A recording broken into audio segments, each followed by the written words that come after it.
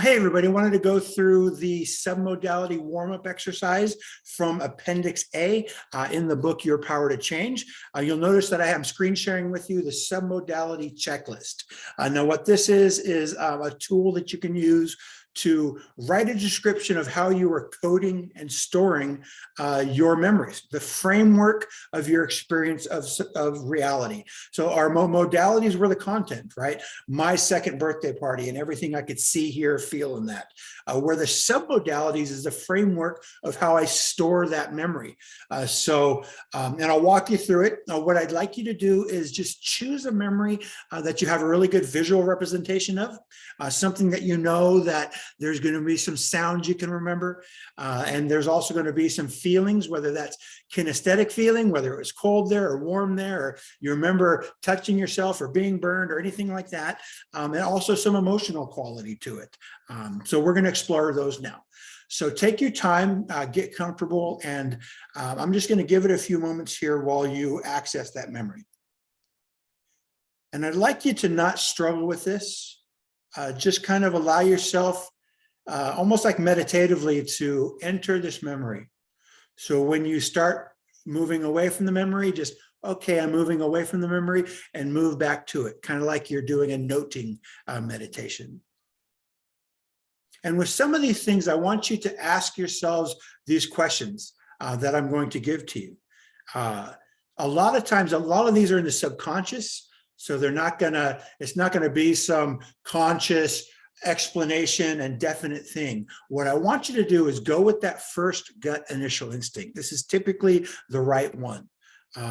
You'll know it though. And I want you to learn to trust that. That's a big thing with accessing submodalities, is just going with it, going with the flow. Your subconscious is going to take you on a ride, and allow you to go with it. The first thing that pops into your mind, go with that. So now that you have that memory and you're slipping into it, I want you to tell me or see, how big is that image? So is that image larger than life, smaller than life, or life size? And is it black and white or color? Is the image moving or still? Now, is it associated or dissociated? So are you seeing this memory through your own eyes as if you're reliving it? Or is it dissociated, like you're looking at it as if you're a neutral third party? You're seeing yourself in this memory. And is it framed or panoramic? So is it just taking up a portion of your field of vision, or is it encompassing and taking up the whole thing? And the location, where are you seeing this? So if you had to reach your finger out and touch it, this image of this memory, where would it be? Is it in front of you? Is it way off in the distance? Is it behind you?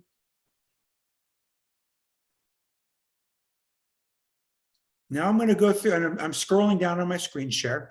I'm going to go through my auditory submodalities, and there's a lot more, but I just wanted you to get an idea of what you're working with here. So where do you hear a sound?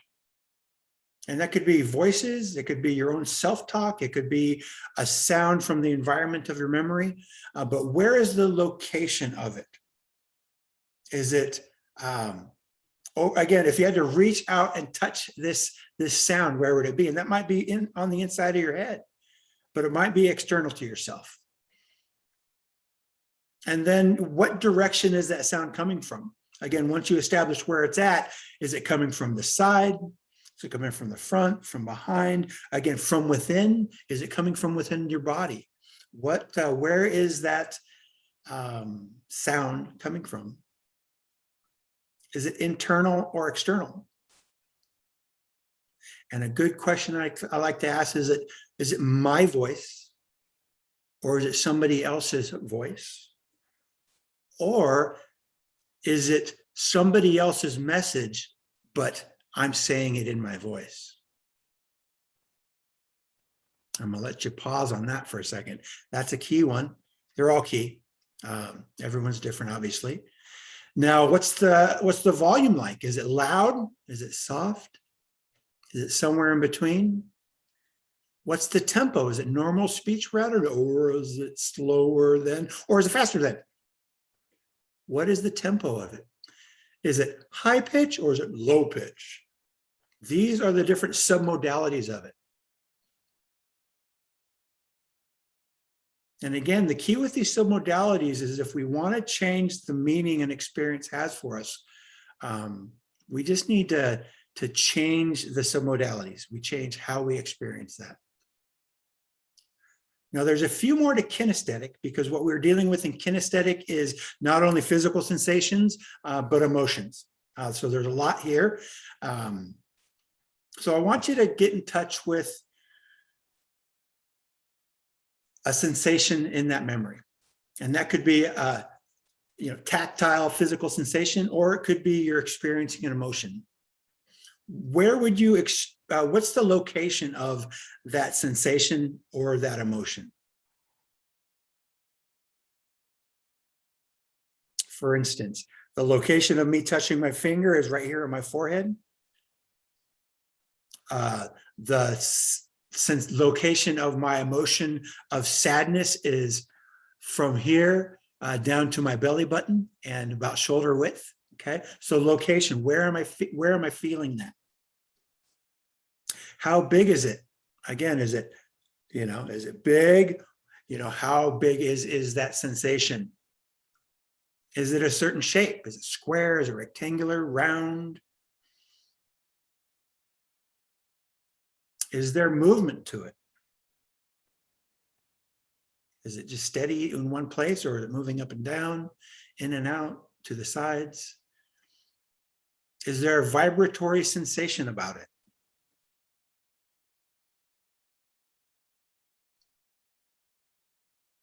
Is there pressure associated with the sensation? Is there temperature? Hot, cold, warm? Is there a weight or a density to the sensation?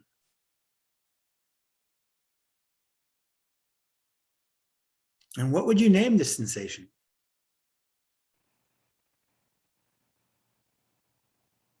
And what is your posture like when you're remembering this event, this memory? How are you carrying yourself in space? Are you upright? Are you slouched? Are you moving your arms? Are you moving your legs? Are you laying down? How are you oriented in space? What's your breathing like? Bring all that into context. And then that's what you're looking for when you're trying to work on some modalities. And again, remember a memory, something that you want to work on, and you write down, you just run it through this checklist.